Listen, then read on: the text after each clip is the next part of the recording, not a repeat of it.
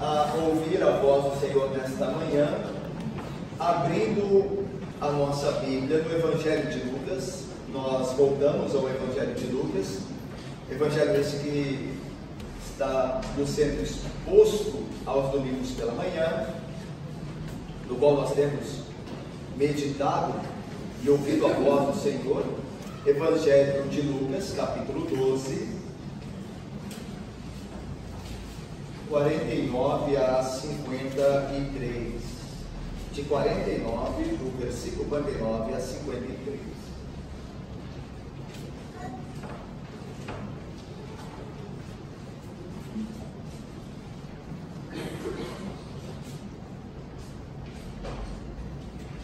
Irmãos, eu farei a leitura, depois nós oraremos e faremos a exposição do texto para a nossa edificação. Veja o que Jesus continua dizendo neste longo discurso e palavra à multidão e aos seus discípulos, agora no capítulo 12 ainda, no versículo 49 agora, no versículo 53. Olha o que ele diz: eu vim para lançar fogo sobre a terra, e bem quisera que já estivesse a arder. Tenho, porém, o batismo com o qual hei de ser batizado, e quanto me angustio, até o que o mesmo se realize. Supondes que vim para dar paz à terra? Não, eu vou afirmo, antes divisão. Porque daqui em diante estarão 5 divididos numa casa, 3 contra 2, e 2 contra 3. Estarão divididos pai contra filho, filho contra pai, mãe contra filha, filha contra mãe, sogra contra nora, e nora contra sogra. Vamos orar? Ó Deus santo e bendito, nós te agradecemos, Pai, por nos trazer à tua casa e nos colocar, ó Deus, diante da tua palavra. Te agradecemos pelos dízimos e ofertas levantadas nesta manhã. Deus abençoe, Pai, a administração para a glória do Senhor, para a proclamação do Evangelho. Abençoa a vida dos ofertantes e dizimistas, como o Senhor mesmo prometeu na sua palavra, e o Senhor tem feito segundo a sua graça. E nós pedimos agora, Deus, que venha nos falar através do texto sagrado, da tua palavra, que agora foi lida. Venha nos ajudar, Pai, a expor o texto através do Espírito Santo, que opera em nós com fidelidade, e que nós sejamos edificados, fortalecidos, nosso comprometimento com teu Filho, nosso Senhor, Pai, seja de fato reafirmado, Deus, ratificado, Pai, e fundamentado mais ainda pela graça que há em Jesus e pela operação do Espírito Santo. Em nome de Cristo nós oramos, confiados em Ti, com o perdão dos nossos pecados nós o fazemos. Amém. Meus irmãos, Jesus, ele vem, como nós falamos e temos falado na exposição do capítulo 12, pregando ao grupo dos seus discípulos que estavam também cercado este grupo de uma multidão. No capítulo 12, Jesus tem esse quase que um monólogo, um discurso que fala ora à multidão, ora a seus discípulos. Nós temos visto essa dinâmica no capítulo de número 12. Jesus então, irmãos, no último trecho que vimos, o trecho do domingo passado, que fala-nos acerca da parábola do servo vigilante, daquele que foi a ele confiado pelo seu Senhor os bens deste, e o seu Senhor sai de viagem e espera que o seu servo, o seu mordomo, administre bem os seus bens junto com os seus conservos, para que, vindo o seu Senhor numa hora que ele não espera e que ele nem sabe, o ache fazendo o que é certo. E Jesus diz também que quando vier o Senhor, se encontrar um mordomo infiel, esse será punido com muitos açoites, com eterno castigo.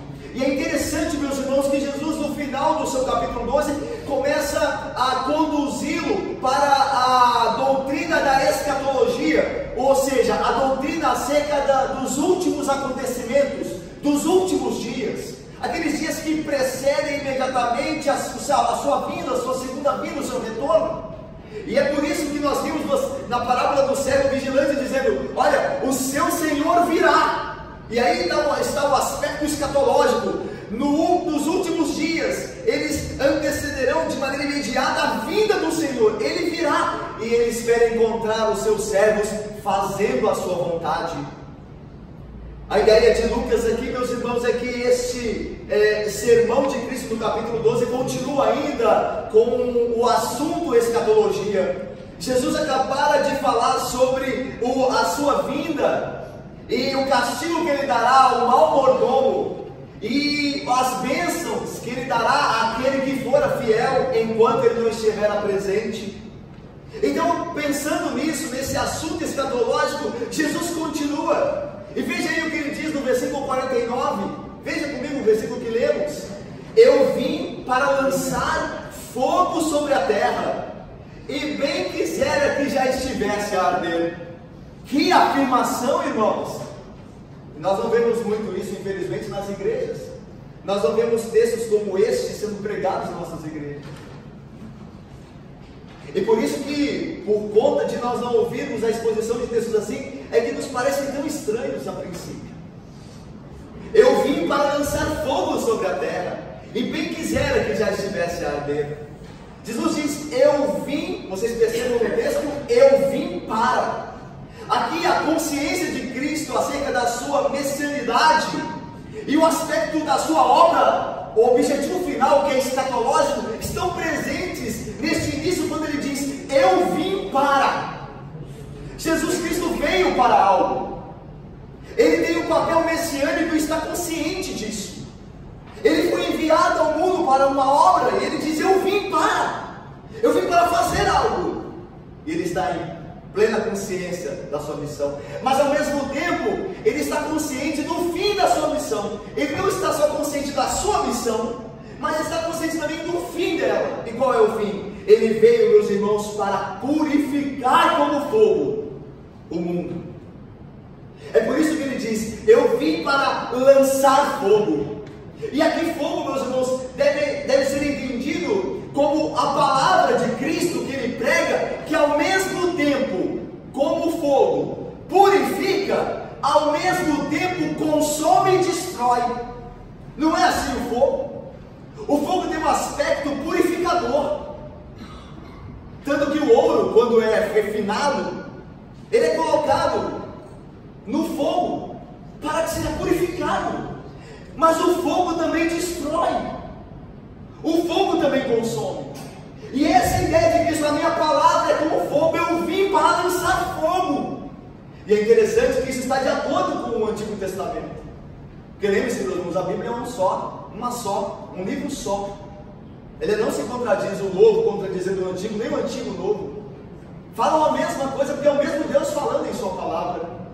Em Jeremias 23, 29, Deus diz assim, através do profeta, não é a minha palavra fogo, diz o Senhor, e martelo que esmiuça, que destrói a penha. Não é a minha palavra fogo, disse Deus através de Jeremias. E agora Cristo diz, eu vim lançar fogo na terra. Eu vim para fazer arder, para purificar, porque a minha palavra, ela santifica, e a minha palavra também julga o ímpio, destrói o ímpio, e eu vim para isso. E ele continua dizendo, numa afirmação ainda mais, de fato, retumbante, e bem quisera que já estivesse a arder. O que Jesus quis dizer com isso? Eu vim para lançar fogo sobre a terra, ou para lançar fogo, e bem quisera que já estivesse a arder. A ideia aqui, meus irmãos, é que Jesus tem um anseio de que o resultado da sua obra seja logo concretizado. Ele espera ver o seu povo purificado pela sua palavra, que é fogo, e ao mesmo tempo espera ver os ímpios, aqueles que se opõem a seu Pai, destruídos pelo fogo. Ele anseia o final da sua obra. Essa é a ideia. Eu vim lançar fogo e eu anseio para que isso já estivesse acontecendo. Isso não está de acordo, meus irmãos, com o que Deus disse acerca do Messias em Isaías, e novamente o Antigo Testamento aqui, para provar que a Bíblia é uma só, que Jesus Cristo veio para cumprir a lei. Deus, através de Isaías, diz assim: o Messias verá o fruto do seu penoso trabalho, o trabalho de sua alma, e ficará satisfeito. É por isso que Jesus diz: eu bem quisera que o fogo da minha palavra já estivesse próximo de concretizar o objetivo final. Eu bem quisera que meu povo já fosse um povo santo, purificado pela minha palavra, e que os ciclos da terra já fossem colocados debaixo dos estados do pé de Deus, com a palavra que os destrói. Essa é a ideia. Jesus anseia pelo resultado da obra dele, pelo resultado da sua palavra. E é isso que diz o texto aqui. Ele verá, disse Isaías, Deus através de Isaías, ele verá o fruto do penoso trabalho de sua alma e ficará satisfeito. Mas antes disso, Jesus tem que passar por um mais terrível sofrimento. E é isso que nos leva agora ao versículo seguinte.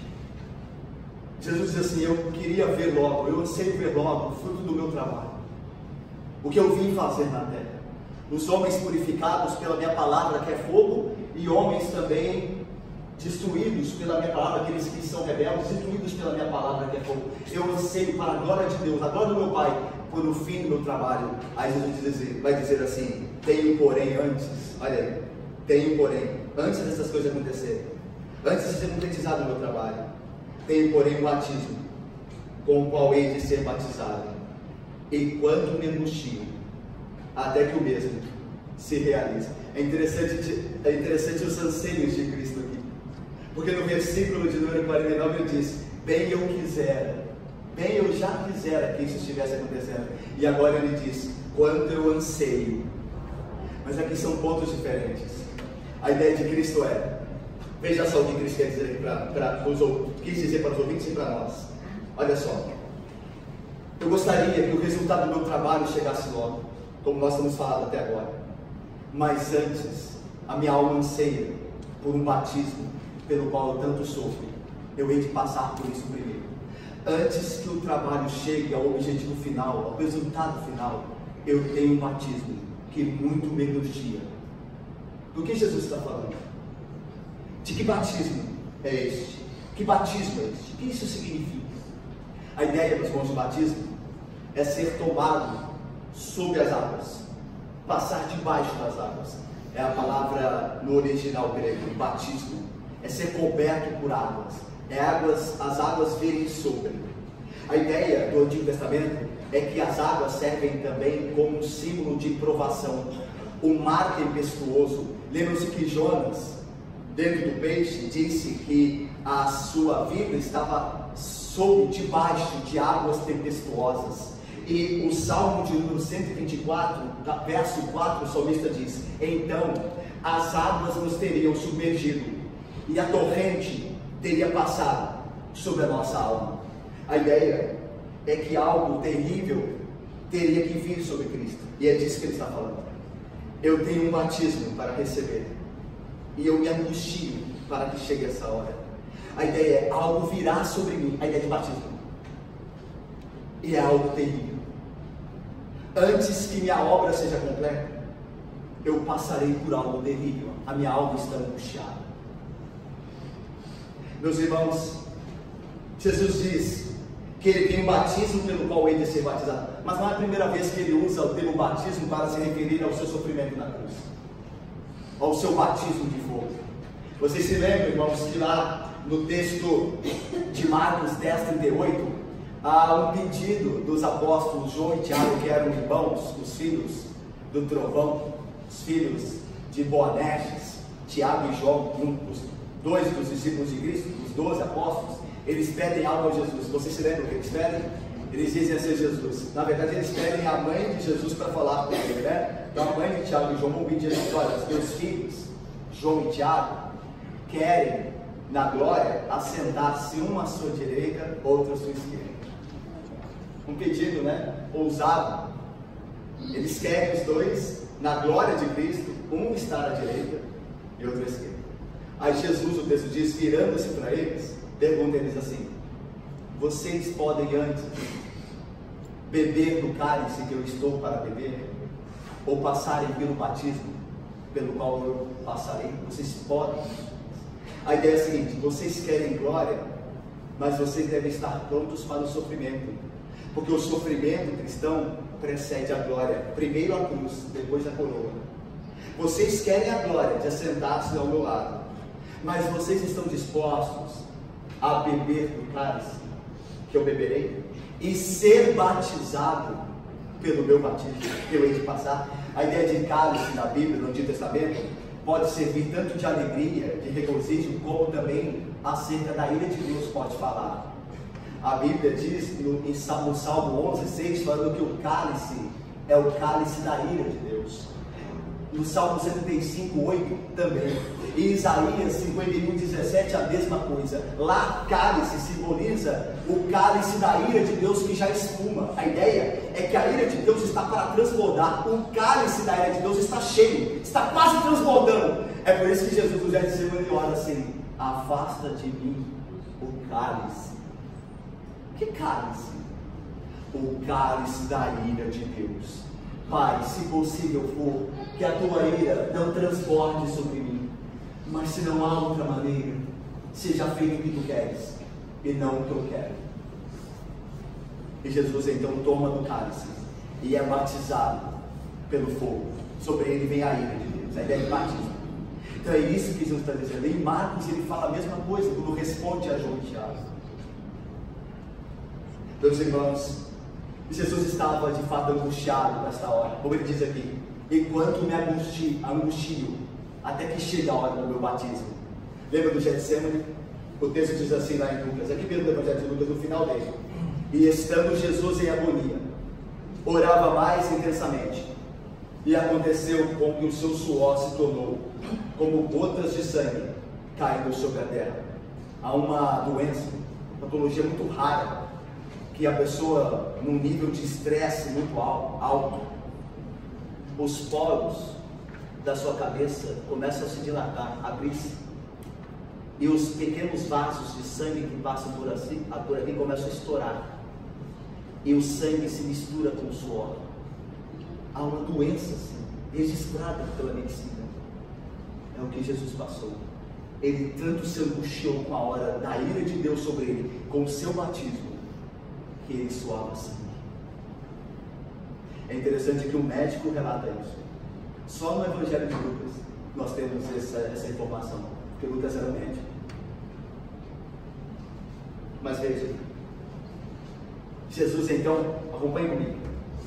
Jesus diz: eu vim para trazer fogo. Não pensem que eu vim para fazer os homens todos unidos, não. Eu vim para trazer fogo. Enquanto uns são purificados, outros serão destruídos pelo fogo que é minha palavra. Eu vim para isso.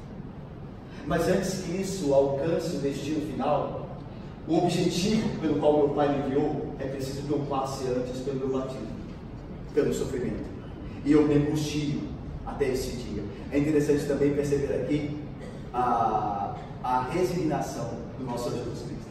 Ainda que ele estivesse angustiado aquele dia, ele está firme. Ele não voltará atrás. Ele irá à cruz, mesmo angustiado, ele fará a vontade de seu Pai. Veja a resignação do nosso Senhor, a sua firmeza em nos salvar, mesmo angustiado até a morte. Tanto que ele diz: a minha alma está triste, triste até a morte. Ele caminha até a cruz, onde ali morreria por nós. Tal resignação do nosso Senhor, tal fato este também, que deve ser admirado por nós certamente. Mas ele continua, e agora ele volta a falar com os seus discípulos. Como não chegou ainda o fim de todas as coisas, o reino de Deus, a separação final do seu povo, das ovelhas e dos cabritos, então ele vai continuar dizendo assim: olha, vamos ser juntos, 51 até o 53, vamos ler essa última parte, leiamos. Supondes que vim para dar? Não, eu vou aqui antes de visão, porque daqui em diante estarão 5 divididos numa casa, 3 contra 2 e 2 contra 3. Estarão divididos Pai contra filho, filho contra pai, mãe contra filha, filha contra mãe, sogra contra nora e nora contra sogra. Que palavra, irmãos! E assim como certamente soou paradoxal aos ouvidos daqueles que estavam diante de Cristo naquele dia, assim certamente também pode soar a nós paradoxalmente hoje. Não veio Jesus Cristo trazer paz? Não foi ele chamado por Deus em Isaías o príncipe da paz? Não cantaram os anjos no dia do seu nascimento, da sua encarnação, e paz aos homens, a quem Deus quer bem? Não disse ele mesmo, Cristo, eu vos deixo a minha paz, eu vou lá dou, não como o mundo dá? E agora ele diz que não veio trazer paz. Não nos parece paradoxal? A princípio confuso? Sim, aparentemente confuso, mas Cristo veio certamente trazer paz. A Bíblia afirma que Ele é a paz do seu povo, que através dele nós temos paz com Deus. Mas o que é preciso saber aqui de fato é que Cristo não veio só trazer paz, Ele também veio trazer divisão. Nem apenas uma coisa, nem apenas outra, mas ambas as coisas. Ele é a nossa paz, a paz do seu povo. Mas a paz do seu povo, no meio de divisão, no meio de confusão, Ele será a paz do seu povo. Quando se voltar o filho crente, o pai que ímpio, contra o filho crente, Ele será a paz do filho crente, no meio de sua divisão com seu pai. E essa é a ideia. Ele continua sendo a nossa paz, mas num contexto de divisão. Aliás, não fora isso que fora profetizado por Simeão quando José e Maria levaram o menino Jesus ao templo para ser apresentado? O texto diz assim: Simeão os abençoou e disse a Maria, a mãe do menino: eis que este menino está destinado. Veja, eu vim para, a gente acabou de ler no versículo de número 49, eu vim para, e agora Simeão diz: este menino está destinado, ele veio para algo. Esse menino está destinado tanto para a ruína, a divisão, como para levantamento de muitos em Israel. Para uns ele será a ruína, para outros ele será um levantamento, e para ser alvo, ele mesmo, esse menino, de contradição. Ele será o alvo, o objeto de contradição. Uns crerão nele, outros não. Uns pela graça o amarão, outros o odiarão. Ele será alvo, ele mesmo, de contradição.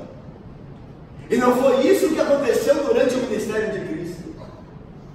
Isso que foi proferido pelo Espírito de Deus por meio de Simeão naquele dia, aconteceu de fato, em muitos momentos da vida e do ministério do nosso Senhor. Em João 6, o evangelista diz assim: à vista do discurso de Cristo, dos seus sermões, muitos dos seus discípulos o abandonaram e já não andavam com ele. Estão vendo divisão? Muitos já o abandonavam e não andavam, foram embora, se dividiram, se separaram. E aí o texto continua dizendo: então perguntou Jesus aos 12: porventura vocês querem também ir embora? Respondeu-lhe Simão Pedro. Agora veja a divisão. Enquanto uns estão indo embora, pela graça Pedro diria: Senhor, para quem iremos? Tu tens as palavras de vida eterna. Estão vendo?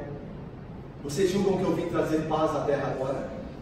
A terra eu não vim trazer paz. Eu dou a paz e eu sou a paz do meu povo. Mas a terra eu não vim trazer paz, eu vim trazer divisão. E nós vemos isso hoje, irmão.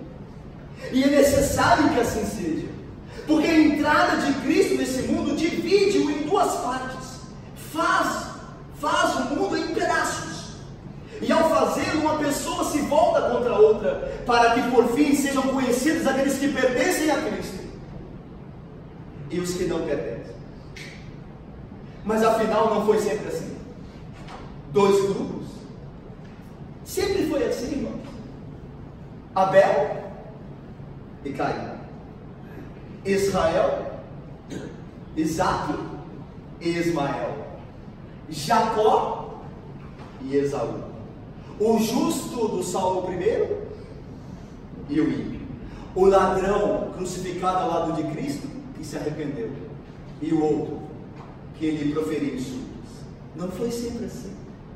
Em toda a Bíblia, 2 tipos de homens. Foi sempre assim. E ainda será, até a vinda de Cristo. O que Cristo está dizendo é que Ele veio trazer divisão. Que aquele fim que Ele anseia, que Ele diz no versículo de número 49, eu vim para colocar fogo, e eu queria que isso já fosse feito, já estivesse perto de concretizar-se, ainda não chegou. E enquanto as coisas não são purificadas pelo fogo, aqui há divisão por causa de Cristo. Ainda haverá discussão e confusão e contendas por causa de Cristo. É o que Ele está falando. Não pensem que agora eu vim trazer paz. Não, vocês que têm a minha paz estarão em um mundo de contenda, porque eles vão contender contra vocês por minha causa. Eu não vim trazer paz agora, não plena paz ao mundo, mas vim trazer divisão. E ele continua dizendo que as raízes dessa divisão são mais profundas do que nós podemos imaginar, porque elas vão entrar no seio da própria família do crente.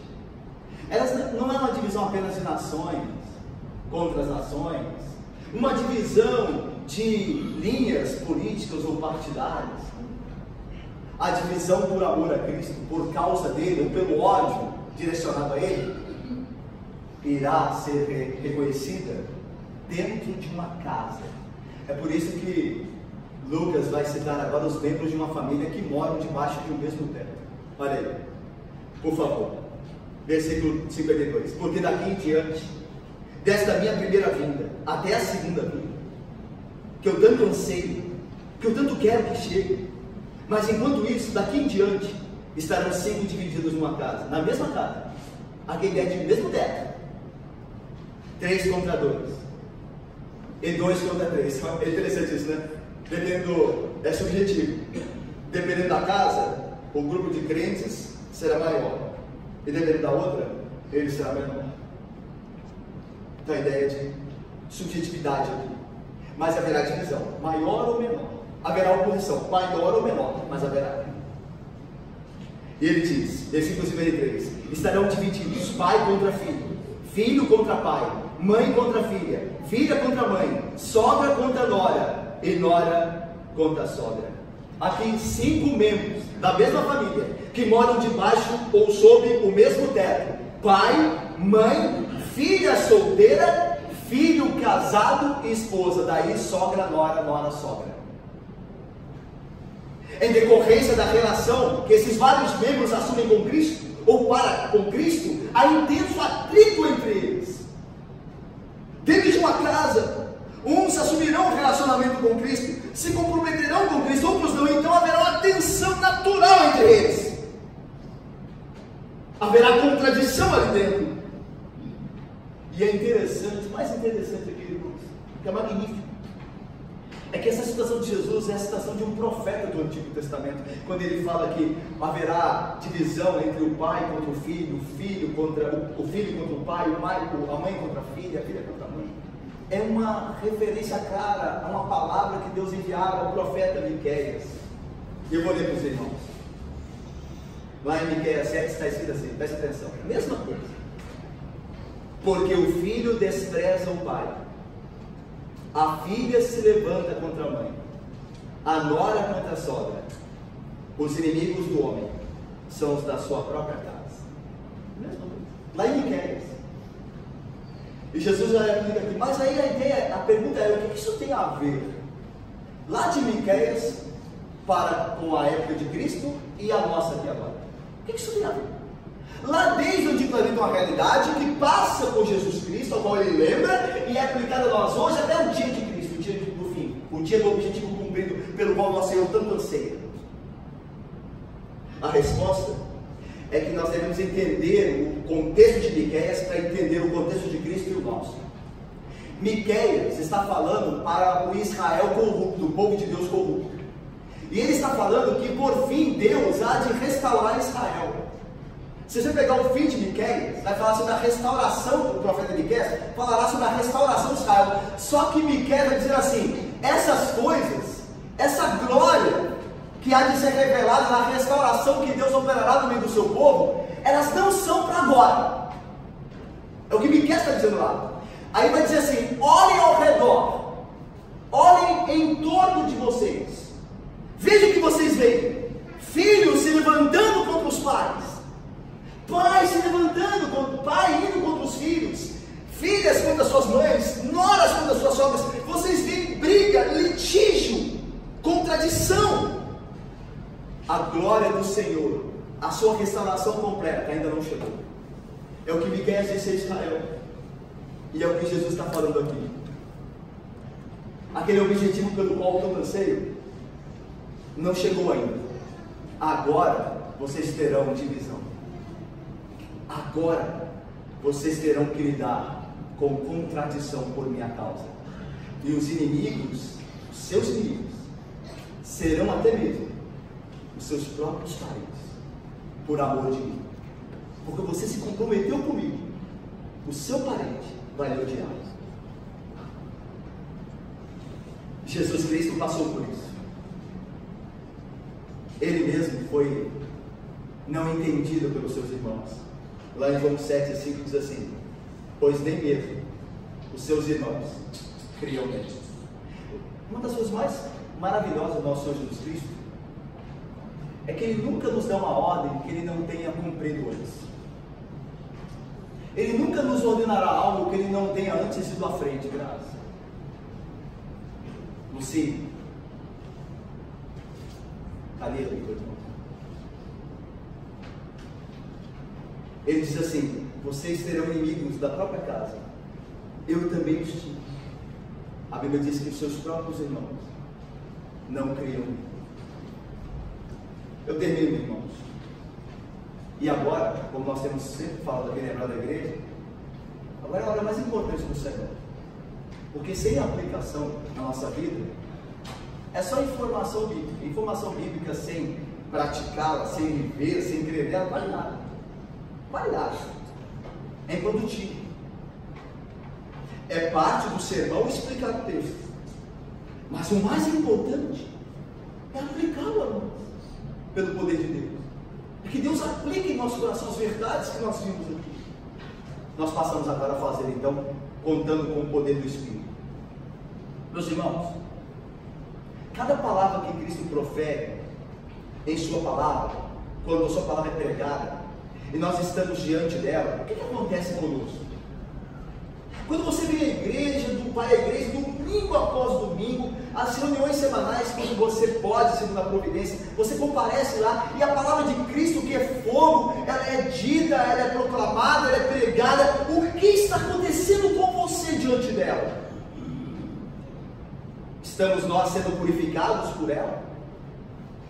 Saindo da igreja e diante da palavra de Deus, as nossas devocionais também em casa, mais santos? Ou nós estamos nos tornando mais culpados para o dia da destruição? O que está acontecendo com você quando você está diante da palavra de Deus, que é fogo, que é martelo, que esmiuça a penha? O que acontece com você quando eu e você saímos daqui? O que acontece conosco? Saímos mais crentes ou mais culpados? Segundo, o fogo da ira de Deus caiu sobre Cristo. Esse fogo deveria vir sobre os pecadores, que somos nós, mas Cristo tomou para si. Eu tenho um batismo pelo qual eu devo ser batizado, e eu me mochilo para que chegue o dia. Quem crê em Cristo não será jamais condenado, está livre eternamente do fogo da ira de Deus. Esse cálice, irmãos, que Cristo tomou naquele dia, era o cálice que eu e você devemos tomar. O cálice da ira de Deus, ele cairia sobre nós, ele transbordaria, ele viria sobre nós, e nós seríamos eternamente destruídos. Mas Cristo fez por nós, de maneira que aquele que entregar a sua vida a Cristo verdadeiramente, de maneira sincera, e confiar nele, já não há mais condenação para ele. Ele está livre para sempre da ira justa de Deus. Creia em Cristo. Não confie em si mesmo. Creia em Cristo. É a única maneira de nós escaparmos do cálice, do batismo de fogo, da ira de Deus. Terceiro e último, Eu faço outra pergunta aqui. Qual o nosso nível de comprometimento com Cristo? Ele poderá nos custar todos os nossos relacionamentos deste mundo. Quando eu e você nos comprometemos com Cristo, Ele passa a ser tudo para nós. E Ele pode nos custar tudo. Na Coreia do Norte, os filhos que se convertem a Cristo, isso é um dado levantado por agências missionárias. Na Coreia do Norte, os filhos que se convertem a Cristo, eles são entregues à prisão pelos seus pais. A Coreia do Norte hoje é o maior regime de perseguição dos cristãos hoje na Terra. É onde há a maior opressão. Você não vê isso divulgado na mídia. Mas a Coreia do Norte é o lugar onde mais crentes, mais do que em países islâmicos. Lá, os filhos que dizem crer em Cristo são entregues pelos pais à prisão, para muitas vezes morrerem lá. Os pais entregam os seus filhos à prisão. Em países islâmicos, filhas são ameaçadas de morte por parentes, por crerem em Cristo. Estava lendo um relato, enquanto nós estudávamos para esse sermão, que um rapaz, não foi dado o nome dele, porque ele ainda vive em países islâmicos, então a agência geralmente preserva o nome deles. Ele foi ameaçado pelos tios, e os tios quase colocaram fogo no corpo dele, por ele ser cristão. Você vê ainda hoje o que Cristo falou. Mas ainda assim, Cristo vale tudo. Tudo isso. Os irmãos, sabe o que Cristo está dizendo para nós hoje aqui, como disse aos seus discípulos naquele dia? É que Ele vale tudo isso. O que nós, quando nós pensamos em compromisso com Cristo, o que nós pensamos? Ah, mas eu vou perder isso. Ah, mas eu vou deixar de falar com outra pessoa. Ah, mas aí eu não vou poder mais namorar com outra pessoa. Ah, então eu não vou casar com tal pessoa. Ah, mas meu pai não vai, mas minha mãe. Mas Cristo custa tudo, porque Ele é tudo. Ele é digno de custar tudo, porque Ele é Deus, porque Ele morreu por você. Então Ele te custará, a mim e a você, nos custará tudo, se assim Ele quiser, se assim for segundo a providência. Talvez você não tenha que entrar num litígio e ser perseguido por sua família. Talvez não, pela graça de Deus, seja preparar disso nessa vida, mas talvez você e eu tenhamos. O que nós devemos sair desta manhã aqui hoje é sabermos que o nosso compromisso com Cristo pode nos custar tudo. E nós devemos estar preparados nele, apoiados nele, para Ele nos dar a graça de estarmos prontos a pagar o preço de sermos comprometidos com Ele. Eu termino com o que Paulo diz. Paulo está falando dos privilégios dele, como judeu de judeu, como nascido na tribo de Benjamim, como um fariseu, tendo estudado aos pés de Gamaliel, e ele vai dizer que ele considerou tudo isso como nada, comparado à excelência de Cristo, que ele ganhou pela graça de Deus. Veja o que ele diz. Sei, olha o que Paulo diz. Sei, deveras considero tudo, e tudo aqui inclui família. Tanto que vocês, aqueles irmãos já devem ter visto uma teoria assim, que tem algumas bases bíblicas. Alguns dizem que Paulo, antes de ser convertido, era casado. Porque ele era um fariseu e um dos líderes entre os fariseus. E era muito improvável que um líder entre os fariseus não fosse casado. Tanto que para ser um chefe de sinagoga, o homem deveria ter família. O judeu tinha que ter família para ser um chefe de sinagoga. Então provavelmente Paulo tenha sido casado. E lembra que em uma das suas cartas, ele vai dizer assim: digo eu, não o Senhor. Ele vai dizer, Paulo diz assim: digo eu, não o Senhor. Se alguém tem marido ou mulher incrédulo e esse quer ir embora, vai embora, que deixe-o ir. Se não houve, se na providência Deus não deu um jeito de acertar essas coisas, a pessoa foi embora porque você se converteu a Cristo, deixe-o ir. Deus não nos chamou para a guerra, mas sim para a paz. Paulo vai dizer isso nas suas cartas. E é interessante que ele diz: digo eu, não o Senhor. A ideia dos teólogos é que Paulo passou por isso. Ele era casado, e quando ele, isso é uma suposição, irmãos, ok? Mas tem algumas bases bíblicas com que os teólogos trabalham. é que Paulo passou por isso. Quando ele era casado, provavelmente ele foi abandonado pela mulher dele porque ele perdeu tudo. A gente sabe que crise financeira termina com muitos casamentos. Paulo perdeu toda a sua glória humana quando se converteu a Cristo. Se ele era casado, não era possível que a mulher tivesse olhado para ele e dizendo: o quê? Eu vou me embora. Não era possível, como acontece muito hoje. São possibilidades. Mas Paulo diz assim: olha, sim, deveras considero tudo como perda, por causa da sublimidade do conhecimento de Cristo Jesus, meu Senhor, por amor do qual perdi todas as coisas. Agora veja o que ele vai dizer. E eu não estou triste por ter perdido todas as coisas. Sabe por quê? Porque eu as considero perto de Cristo como lixo. A palavra que ele usa é refúgio. Lixo perto de Cristo. Veja só, a família é uma bênção, mas comparado à glória da sublimidade de comunhão com Cristo, de ter a Ele, a família é nada perto de Cristo. Deu para entender, irmãos? Deu para nós entendermos? A família comparada a Cristo é nada perto de Cristo. Não quer dizer que você não vai amar a sua família, não vai orar por ela, não vai ajudar naquilo que for necessário, mas se for colocado diante de você, ou sua família, ou Cristo, é Cristo sem dúvida nenhuma. É Ele, só Ele é tudo. É o que Paulo diz: pois para ganhar a Ele eu considero todas as coisas, irmãos. Paulo inclui tudo aqui como lixo, para ganhar a Cristo e ser achado nele. Que nós saímos hoje daqui, irmãos, conscientes do que é verdadeiramente ser comprometido com Cristo.